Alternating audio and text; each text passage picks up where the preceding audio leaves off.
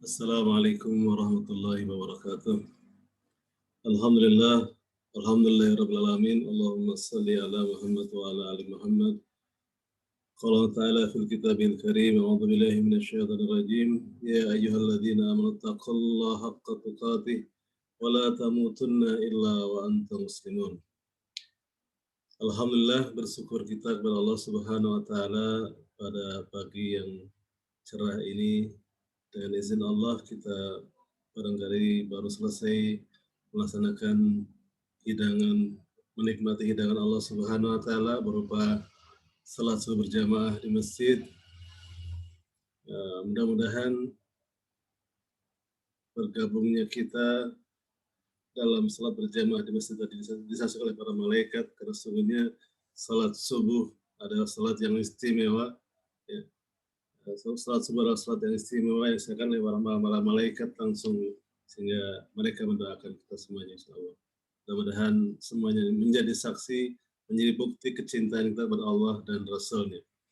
Salam dan salam semoga tercurah kepada qudwah hasanah teladan terbaik kita, Nabi besar Muhammad sallallahu alaihi wasallam, beserta keluarga, sahabat-sahabatnya dan orang-orang yang istiqamah di jalannya.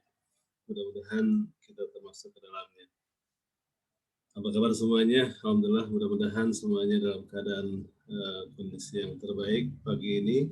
Pagi ini kita akan membahas satu materi akidah Islamiyah, ya, satu materi akidah Islamiyah yang berkaitan dengan makna syahadat, ya, yaitu tentang urgensi syahadatain. Ya. Kita lihat dalam screen berikut, ya, tentang materi yang dibuat oleh seorang ustadz, ya, barangkali bisa membantu kita memahami kajian kita kali ini. Ya. Temanya adalah ahamiyatus syahadatain, ya, urgensi syahadatain. Mengapa sih kita perlu membahas, ya, kalimat syahadatain? Mengapa kita perlu memahami kalimat syahadatain? Ya, karena sungguhnya kedudukannya sangat luar biasa, ya, dalam Islam. Ya. Kita paling tidak melihat dari kajian ini ada 5 urgensi syahadatain, ahamiyatus syahadatain. Yang pertama, kalimat syahadatain adalah ada al-madkhalu ilal Islam. Al-madkhalu ilal Islam adalah pintu masuk ke dalam agama Islam, ya. Sehingga setiap orang yang pernah berada dalam kondisi tidak fitrahnya, kan sebetulnya fitrah manusia itu adalah muslim, ya. Kalau kita barangkali sejak lahir dari keluarga muslim, ya tidak perlu kita bersyahadat ulang, ya, karena sungguhnya kita sudah bersyahadat di alam arwah, alam sebelum kita lahir ke dunia ini, ya. Jadi oleh karena itulah maka orang yang tidak pernah keluar dari agama Islam, tidak pernah murtad dari agama Islam, ya ketika itu tidak perlu melakukan syahadat ulang, ya. Jadi Allah menegaskan hal ini dalam surat Al-A'raf ayat 172, ya, 172. Ketika itu Allah mengumpulkan semua manusia, semua ruh-ruh manusia, ya, semua manusia dari Nabi Adam sampai manusia yang terakhir di hari kiamat nanti, ya. Dalamnya juga ada Donald Trump, ada Fir'aun bahkan, ya. Maksud ada kita semuanya. Dan Allah mengambil saksi atas jiwa manusia, atas ruh manusia. Alastu birabbikum, bukankah akan itu Tuhanmu, Allah Subhanahu wa taala, dan kita semua menjawab dengan sebuah jawaban yang sama. Qalu bala syahidna. Benar, dan kami menjadi saksi, kami bersyahadat. Itulah syahadat kita yang pertama, sehingga orang yang lahir, bayi yang lahir dalam keadaan fitrah, itu dalam keadaan muslim, siapapun orang tuanya kafir, orang tuanya Majusi, Yahudi, Nasrani, tetap aja anak itu lahir dalam keadaan fitrah. Ya. Rasulullah bersabda, kullu mauludin yuladu alal fitrah. Setiap anak dilahirkan dalam keadaan fitrah. Orang tuanya lah menjadikan dia Majusi, Yahudi maupun Nasrani. Artinya ketika dia anak itu lahir, dia dalam keadaan suci. Atau dari proses yang tidak benar, misalnya hasil perzinahan, tetapi anak itu adalah fitrah, anak itu muslim. Dia tidak menanggung dosa orang tuanya. Islam demikian adilnya, seorang anak tidak menanggung dosa orang tuanya. Lahir dia fitrah, dia anak muslim. Oleh karena itulah maka seseorang yang tidak pernah keluar dari agama Islam tidak perlu melakukan syahadat ulang.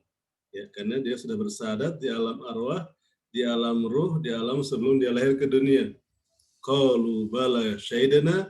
Ya, ini jawaban tegas ya bahwa benar dan kami jadi saksi. Semuanya bersyahadat kepada Allah Subhanahu wa taala ketika ditanya oleh Allah Subhanahu wa taala, "Bukankah aku ini Tuhanmu? Alastu birabbikum?" Semua jawabannya sama. Termasuk Donald Trump, termasuk Firaun. Pada saat itu semua jawabannya sama. Ya.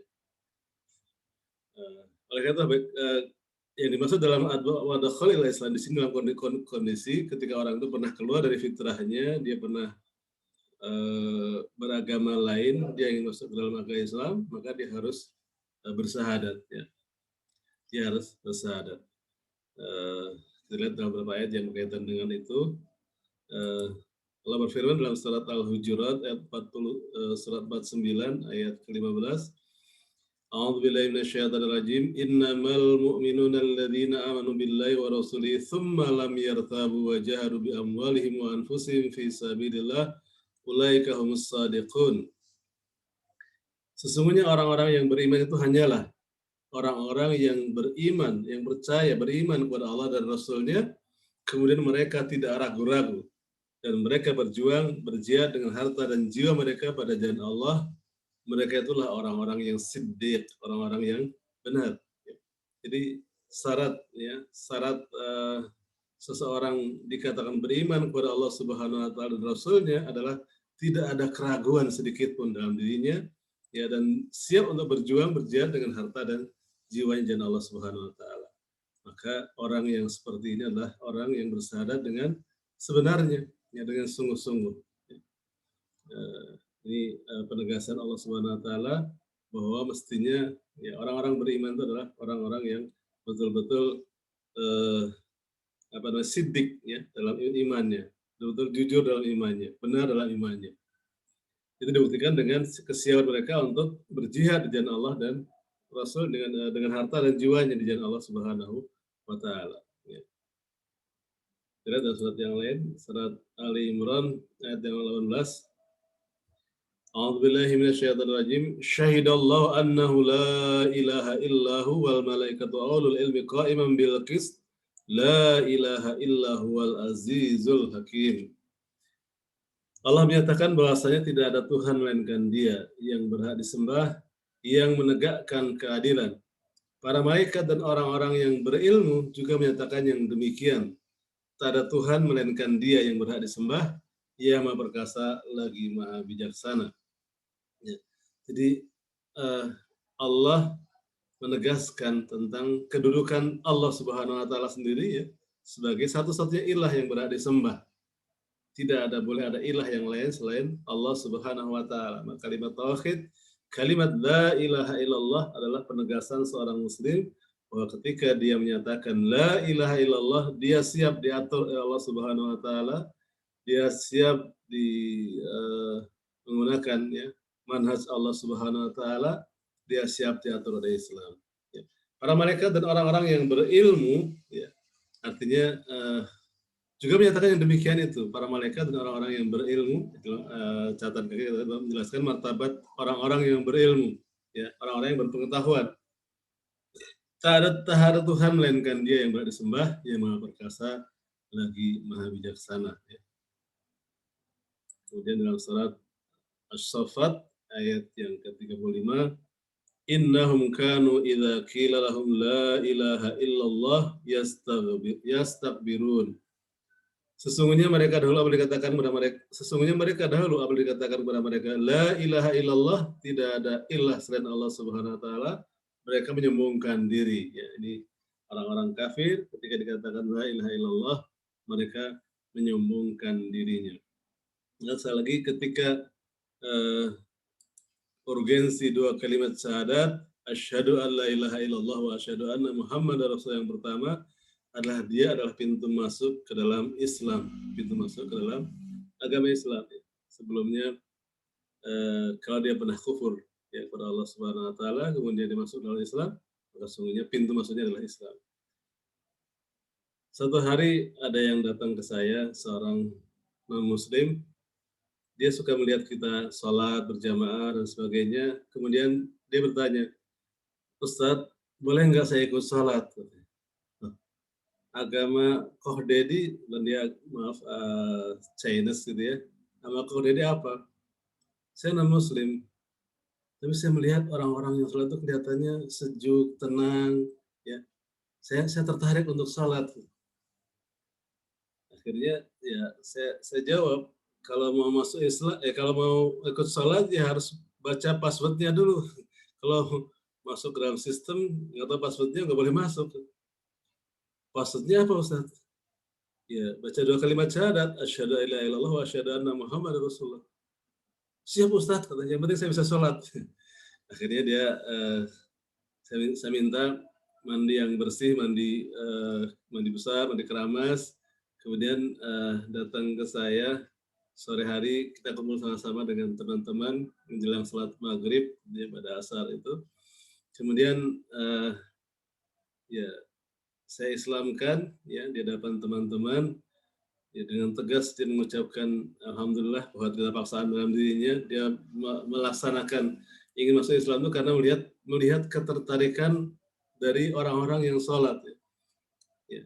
Kemudian mengucapkan kalimat asyhadu an la ilaha illallah wa asyhadu anna Muhammadar Rasulullah, masuk Islam, dan kemudian ikut sholat berjamaah. Uniknya lagi setelah itu ada 3 orang temannya yang meminta kepada saya untuk juga disyahadatkan.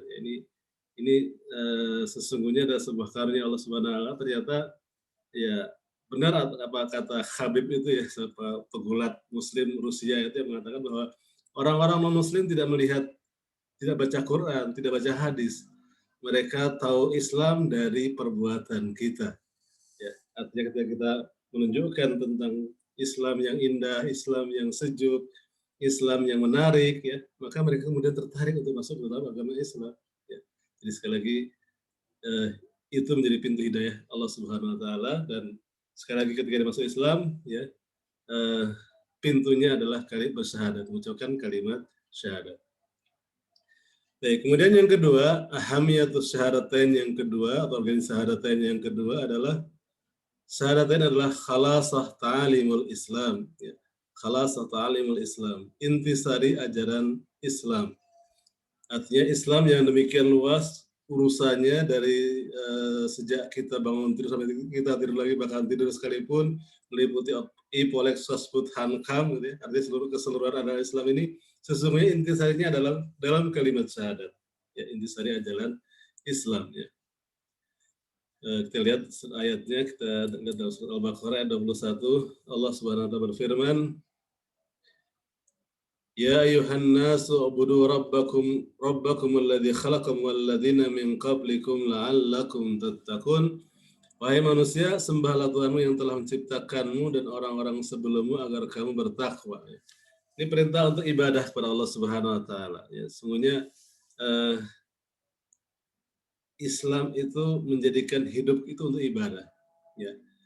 Kita bekerja, kita belajar, kita bermasyarakat, semuanya ibadah kepada Allah Subhanahu wa taala. Ya. Artinya sejak kita bangun tidur sampai kita tidur lagi, bahkan tidurnya sekalipun adalah ibadah kepada Allah Subhanahu wa taala. Ya. Sehingga kita lihat hampir ya, sebagian besar ya, aktivitas seorang muslim itu ada doanya. Hampir semua aktivitas ada doanya. Kita mau makan ada doanya, setelah makan ada doanya, mau masuk kamar mandi ada doanya, keluar kamar mandi ada doanya, berangkat kita kerja ada doanya, pulang kerja ada doanya. Pendek kata, semua aktivitas kita ada doanya. Ya, artinya menunjukkan bahwa bahwa seluruh aktivitas kita adalah ibadah kepada Allah Subhanahu wa taala. Ya. Allah tegaskan juga dalam surat Az-Zariyat ayat 56, "Wa ma khalaqtul jinna wal insa illa liya'budun." Dan aku tidak menciptakan jin dan manusia melainkan supaya mereka mengabdi, beribadah kepada aku, kata Allah Subhanahu wa taala. Artinya ini juga menegaskan bahwa tugas manusia itu adalah untuk ibadah kepada Allah Subhanahu wa taala. Ya. Diturunkannya kita ke dunia ini adalah untuk beribadah kepada Allah Subhanahu wa taala. Maka kita bekerja misalnya itu pada hakikatnya bukan menjemput rezeki seperti yang sering kita katakan. Kerja itu untuk ibadah. Sedangkan rezeki sudah ada diatur Allah Subhanahu wa taala. Rezeki tidak akan pernah tertukar. Mungkin saja ada putri yang tertukar, tidak ada rezeki yang tertukar. Artinya rezeki itu sudah ditentukan Allah Subhanahu wa taala jatahnya untuk kita. Ya, maka sekali lagi kerja adalah ibadah. Niatkan ibadah, maka akan jadi bernilai pahala si Allah Subhanahu wa taala. Syarat ibadah cuma dua, ya, syaratnya cuma dua ibadah itu. Yang pertama ikhlasun niat, ikhlas niatnya, dan yang kedua muwafaqatus syar'i, ya, sesuai dengan aturan Allah Subhanahu wa taala, ya, sesuai dengan syariat Allah Subhanahu wa taala. Jadi syaratnya cuma dua itu ibadah. Ada amal batinnya yaitu ikhlas, niat ikhlas itu amal batin. Ada amal zahirnya berupa rukun-rukun yang sesuai dengan sunnah atau syariat Allah Subhanahu wa taala atau sunnah Rasulullah SAW. Ya. Jadi ya, kita misalnya salat, ya kalau niatnya ikhlas Allah Subhanahu wa taala, kemudian diikuti dengan rukunnya, ya dimulai dengan takbiratul ikram, diakhiri dengan salam, insya Allah diterima Allah Subhanahu wa taala. Jadi kalau walaupun mengikuti imam dari takbiratul ikram sampai salam, tapi niatnya ingin diangkat menantu Pak Haji misalnya, maka sungguhnya salatnya tidak akan diterima Allah tidak akan diterima Allah karena niatnya tidak ikhlas, ya. Niatnya bukan karena Allah Subhanahu wa taala. Kemudian lihat ayat yang berikutnya, surat Al-Anbiya ayat 25, wa ma arsalna min qablika min rasulin illa nuhi ilaihi annahu la ilaha illa ana fa'budun. Dan kami tidak mengutus seorang rasul pun sebelum kamu, melainkan kami wahyukan kepadanya bahwasanya tidak ada Tuhan yang hak melainkan aku, ya Allah Subhanahu wa taala. Maka sembahlah olehmu sekalian akan aku. Ya, aku adalah Allah Subhanahu wa taala. Jadi semua nabi itu membawa kalimat yang sama, kalimat tauhid, kalimat la ilaha illallah. Ya, walaupun syariatnya beda-beda, ya. Tapi dalam hal tauhid, dalam hal kalimat tauhid, ya, ini sama, la ilaha illallah, ya. Jadi semua nabi bawa kalimat yang sama, yaitu kalimat tauhid, kalimat la ilaha illallah. Jadi ajaran Islam demikian luas tadi, sesungguhnya intisarinya ada dalam kalimat syahadatain, ya. Dalam kalimat syahadatain, artinya karena kita melihat mempelajari syahadatain, betapa pentingnya urgensi syahadatain ini. Maka Rasulullah SAW selama di Mekah 13 tahun berdakwah di Mekah, kalau kita lihat sejarah sirah Rasul Nabi itu menanamkan kalimat tauhid, kalimat la ilaha illallah ke dalam diri sahabat-sahabat, sehingga lahir pribadi-pribadi yang demikian kuat dan kokoh seperti Abu Bakar As-Siddiq, Umar bin Khattab, Utsman bin Affan, Ali bin Abi Thalib, Bilal bin Rabah, Abdurrahman bin Auf, dan sebagainya. Artinya itu sahabat-sahabat yang sudah teruji tauhidnya, teruji keimanannya, ya, teruji la ilaha illallahnya. Kemudian ahamiyat yang ketiga, urgensi yang ketiga dari kalimat syahadat, syahadatain adalah asasul inkilab, titik tolak reformasi, titik tolak perubahan. Perubahan itu ketika seseorang paham akan kalimat syahadat, tentunya dia akan menyadari tentang bagaimana dia harus bersikap, ya. Seperti yang terjadi pada seorang sahabat yang bernama Jundub bin Junadah, ya. Seorang gembong perampok dari suku Ghifar.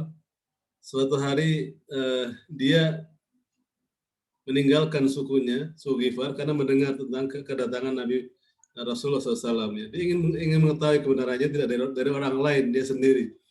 Datanglah Jundub bin Junadah, atau yang kita kenal dengan Abu Zar Al-Ghifari ini ke Mekah. Ya, bertemu dia dengan Ali bin Abi Thalib, kemudian bertanya, saya mendengar ada seorang nabi di kota ini, tunjukkan saya untuk menemui dia, ya, karena saya ingin belajar, pengen tahu apa sih ajarannya, ya. Maka kata Ali bin Abi Thalib, engkau telah bertanya kepada orang yang tepat.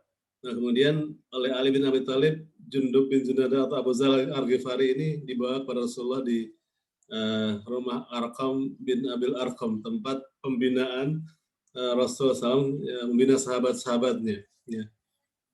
Singkat cerita, kemudian Abu Dzar Al-Ghifari bertemu dengan Rasulullah dan bertanya tentang Islam, dijawab dengan jawaban yang tegas, dan dia langsung menyatakan siap untuk masuk dalam agama Islam, ya, bersyahadat dia, asyhadu alla ilaha illallah wa asyhadu anna Muhammadar Rasulullah.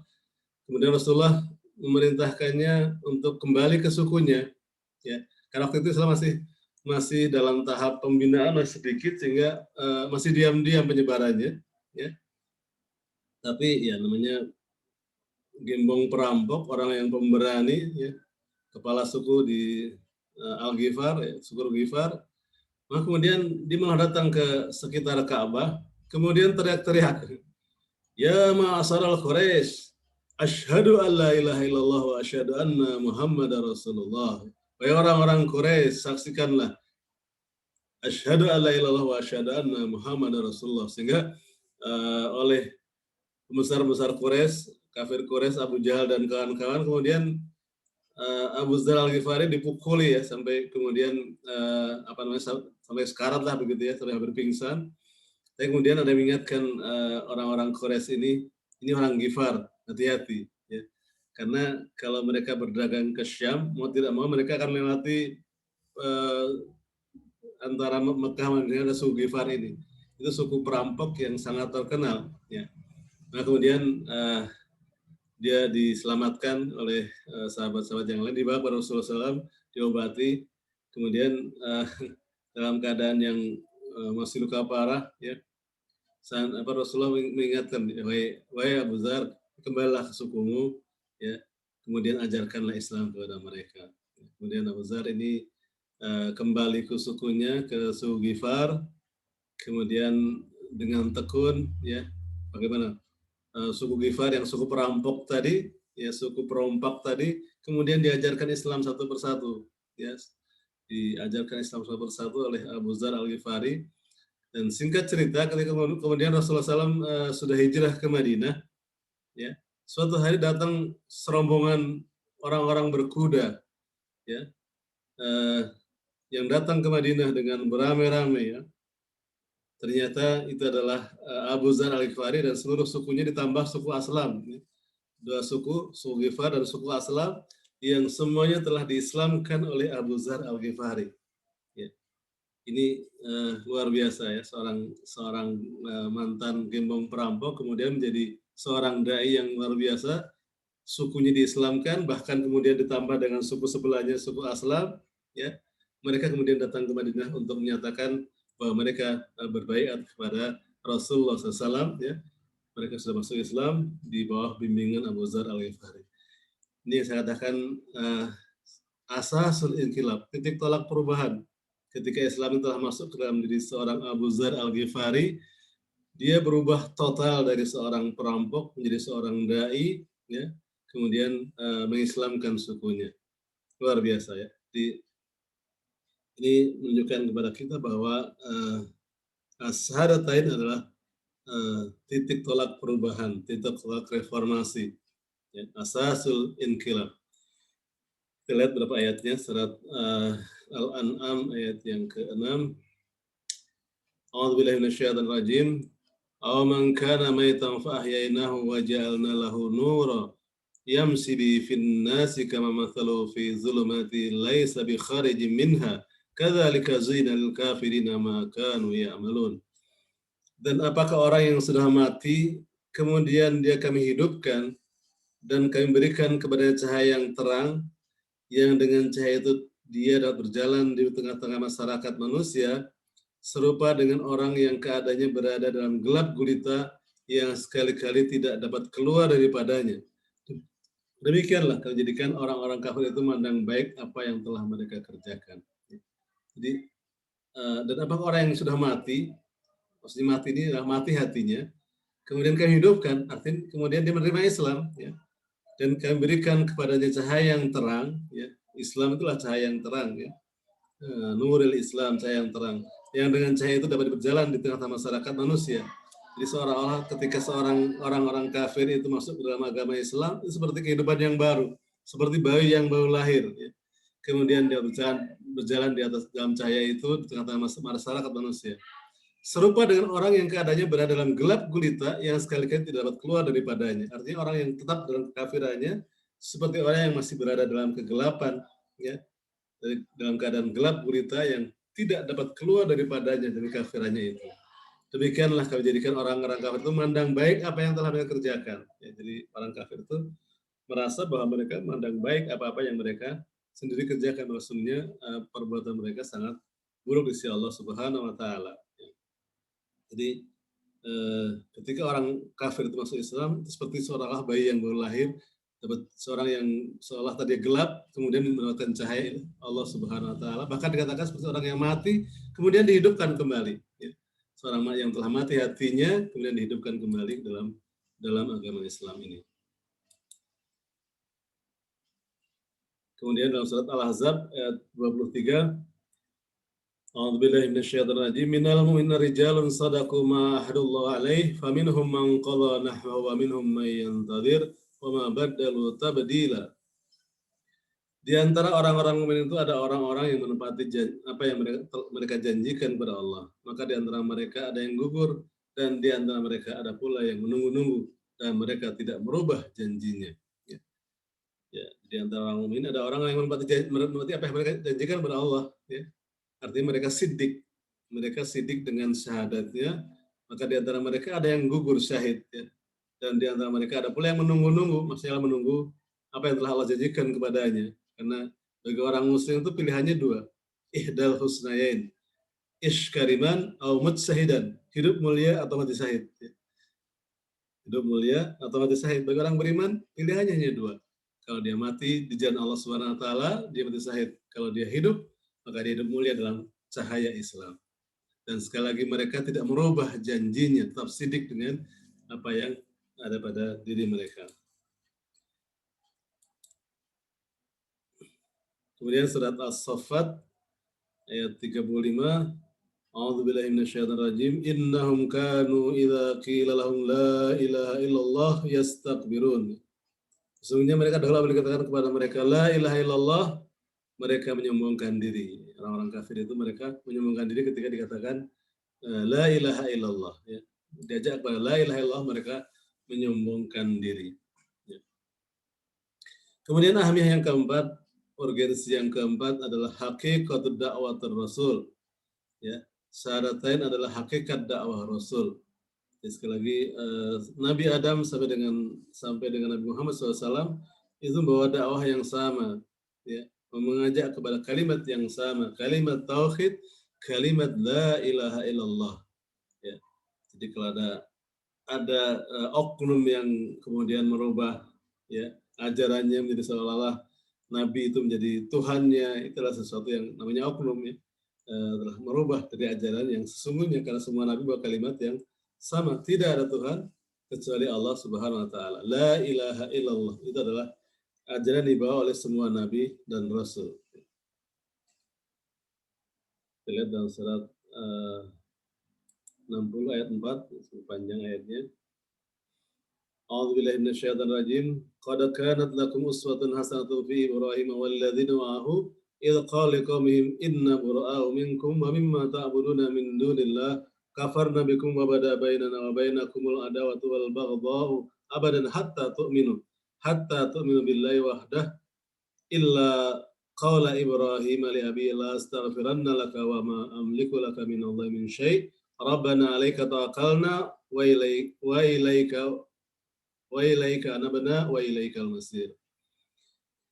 Sesungguhnya telah ada suri teladan yang baik bagimu pada Ibrahim dan orang-orang yang bersama dengan dia, Ibrahim dan para pengikutnya. Ketika mereka berkata kepada kaum mereka, sesungguhnya kami berlepas diri daripada kamu daripada apa yang kamu sembah selain Allah. Kami ingkari kafiranmu dan telah nyata antara kami dan kamu permusuhan dan kebencian buat selama-lamanya sampai kamu beriman kepada Allah saja.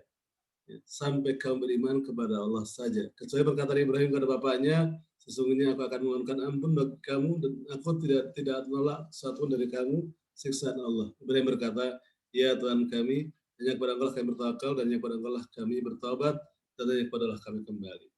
Jadi ini ajaran Ibrahim alaihissalam yang tegas mengatakan bahwa sesungguhnya kami berlepas diri daripada kamu dan daripada engkau semua selain Allah. Artinya la ilaha illallah. Kami ingkari kafiranmu dan ternyata antara kami dan kamu permusuhan dan kebencian buat selama-lamanya. Artinya ketika mereka tetap menyembah berhala-berhala, menyembah ilah-ilah selain Allah, maka Ibrahim mengatakan bahwa antara kami dan kamu ada permusuhan dan kebencian buat selama-lamanya. Sampai kamu beriman kepada Allah saja. Ya Allah saja. Ini tegas ya bahwa Ibrahim alaihissalam adalah menyampaikan kalimat tauhid, kalimat la ilaha illallah. Ya. Ibrahim Abul Anbiya, bahwa Nabi ini sesungguhnya bahwa kalimat tauhid dalam surat yang ditegaskan. Ya. Saya kira sangat-sangat hafal tentang kisah Ibrahim yang ketika Ibrahim dan pasukannya sedang berburu ya untuk persembahan berhala-berhalanya, dia masuk ke kuilnya Raja Namrud, kemudian dihancurkannya patung-patung yang ada di kuil tersebut, kecuali patung yang paling besar. Kemudian dibiarkannya kapaknya ini, kemudian ditaruh di pundaknya pemuda patung yang paling besar, sehingga ketika Namrud dan pasukannya pulang dari berburu, mereka terkejut, kuilnya sudah, sesembahannya hancur, Tuhannya hancur. Gitu. Tuhan-Tuhan mereka telah dihancurkan oleh seseorang, oleh Ibrahim. Maka mereka kemudian mencari-cari siapa sebenarnya ini. Kemudian pasukan mengatakan, ini pasti perbuatan Ibrahim. Ya sebelumnya Ibrahim selalu mengolah-olah Tuhan kita. Dipanggil Ibrahim. Ya, tapi dengan ketika ditanya apakah dia melakukan itu semuanya, Ibrahim menjawab, tanya saja kepada patung yang paling besar itu. Ya, diplomasi Ibrahim ya. Jadi seorang dai harus bisa berdiplomasi. Tanya kan patung yang paling besar. Dia yang bawa kapaknya. Ya, artinya kapaknya ada di punggungnya ada kapak Ibrahim tadi. Maka Namrud mengatakan, bagaimana mungkin dia bertanya kepada patung yang bisa gerak, yang bisa ngapa-ngapain? Ya, maka Ibrahim berbalik. Bagaimana mungkin sesuatu yang tidak bisa ngapa-ngapain disembah gitu ya?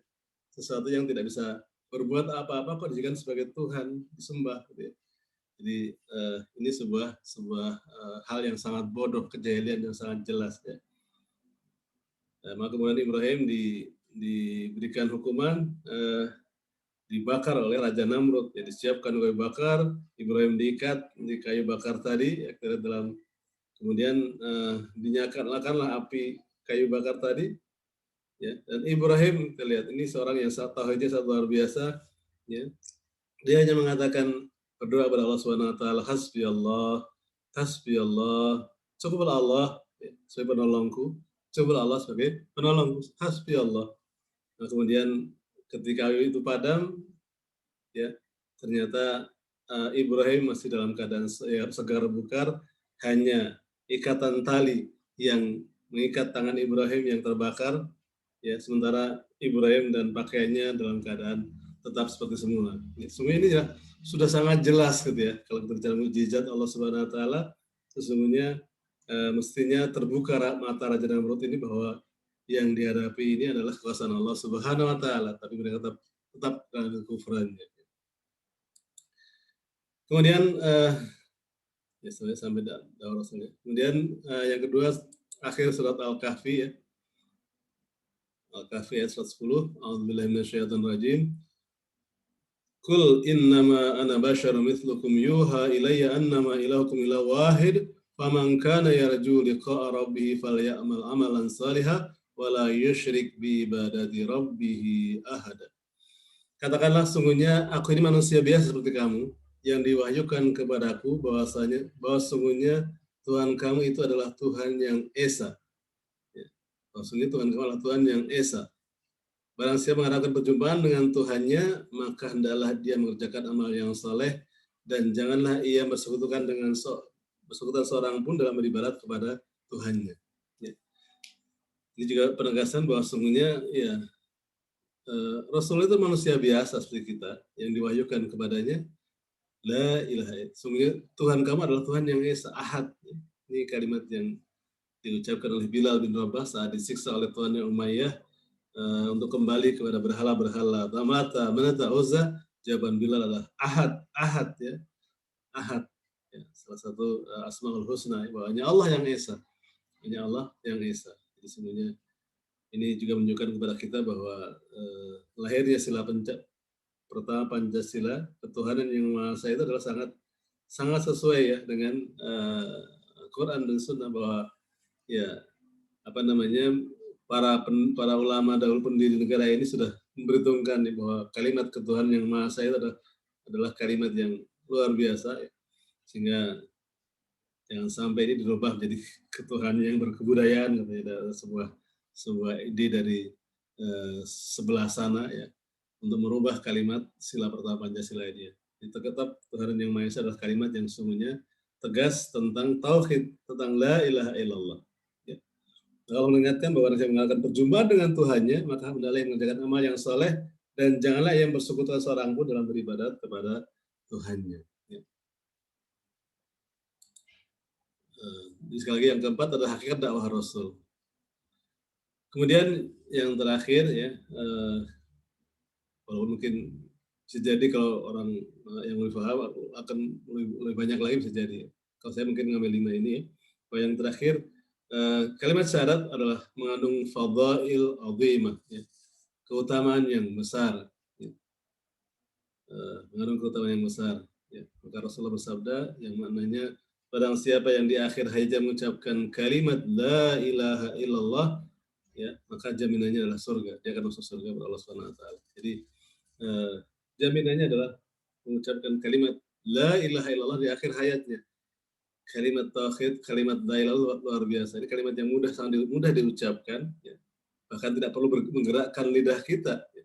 La ilaha illallah, sehingga pada saat kondisi sulit seperti itu, seorang sakaratul maut ya, maka kalau dia sudah terbiasa mengucapkan kalimat la ilaha illallah, mestinya dia akan mudah mengucapkannya. Tapi sekali lagi, seseorang akan menikmati dalam keadaan apa yang biasa dilakukannya ya. Sebuah kisah seorang kenek ya, Metro Mini Jakarta, jatuh dari keneknya, kecelakaan ya, kemudian dalam keadaan sakaratul maut datang seorang kiai yang mentalkinkan dia nyebut gitu. Tapi dasar yang biasa diucapkan adalah kalimat yang bukan la ilaha illallah ya, yang keluar adalah kalimat grugul artinya ya, yang terbiasa diucapkan itulah yang akan diucapkan. Maka kalau kita terbiasa mengucapkan kalimat thayyibah, Masya Allah, Allahu Akbar, La ilaha illallah, semuanya itu akan bisa mudah kita ucapkan. Tapi kalau kita biasa, misuh gitu ya, ya itu pula yang akan kita ucapkan di akhir kehidupan kita. Nauzubillah min dzalik. Kalau sampai dengan saat sakaratul maut kita, kalimat yang muncul bukan la ilaha illallah, tapi adalah kalimat yang lain yang sesungguhnya maknanya jauh dari tauhid, dari la ilaha illallah. Ya. Mudah-mudahan ya, kita semuanya mampu mengucapkan kalimat tauhid di akhir hayat kita, la ilaha illallah, sebelum ajal datang kepada kita, sehingga mudah-mudahan kita akan mendapatkan husnul khatimah, dalam keadaan yang terbaik di sisi Allah Subhanahu wa taala. Ya, seringkali saya sampaikan bahwa ahamiyatus syahadatain, urgensi syahadat yang pertama adalah pintu masuk dalam agama Islam. Kalimat syahadatain juga adalah inti jalan Islam. Kalimat syahadatain juga titik tolak perubahan, ya, asasul inqilab. Kemudian kalimat syahadatain juga hakikat dakwah Rasul, dan yang terakhir di dalam kalimat syahadatain ada keutamaan yang besar ya, yang ketika orang mengucapkannya dengan sungguh-sungguh ya, di akhir hayatnya maka dia akan masuk surga Allah Subhanahu wa taala. Demikian barangkali kajian kita pada pagi ini, yang intinya tentang urgensi kalimat syahadatain. Mudah-mudahan kita semuanya, ini baru materi pembuka dalam kalimat mana syahadat ya. Mudah-mudahan bisa kita teruskan pada episode mendatang. Kalimat syahadat adalah fondasi kehidupan kita. Kalimat syahadat ibarat kalau pohon akar kehidupan kita ya, sehingga dalam kalimat syahadat itu terkandung makna yang demikian luar biasa dahsyatnya ya. Maka Rasulullah SAW 13 tahun di Mekah tidak lain mendakwakan, mengajarkan kalimat tauhid, kalimat la ilaha illallah. Mudah-mudahan kalimat tertancap kuat dalam hati kita, sehingga ibarat pondasi yang kuat dan kokoh, ibarat akar yang menghunjam ke dalam bumi, ya, sehingga menjadi landasan kehidupan kita dengan sebaik-baiknya. Mudah-mudahan ada manfaatnya. Mohon maaf jika ada kesalahan yang benar datang dari Allah Subhanahu Wa Taala, dan kalau ada kesalahan adalah kesalahan saya pribadi sebagai manusia. Kita akhiri dengan doa penutup majelis. Subhanakallah wa bihamdika asyhadu an la ilaha illa anta astaghfiruka wa atubu ilaik. Assalamualaikum warahmatullahi wabarakatuh.